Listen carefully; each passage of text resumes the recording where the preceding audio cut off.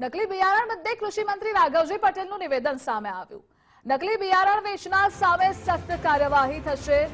ખેતીવાડી વિભાગને કાર્યવાહી કરવા સૂચના અપાઈ। નકલી બિયારણ ચલાવી જ નહીં લેવાય। રાજકોટ જિલ્લા ખેતીવાડી વિભાગે લીધેલ નમૂનામાંથી 11 ફેલ છે।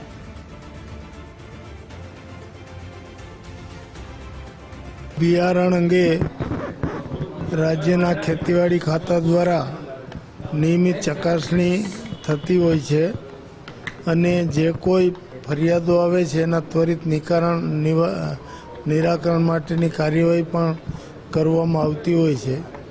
કોઈ બિયારણમાં કોઈ પણ પ્રકારની છેતરપિંડી કે ભેળસેળ કેવા કોઈ પ્રશ્નો હશે તો એની સામે કડક કાર્યવાહી રાજ્ય સરકાર કરશે।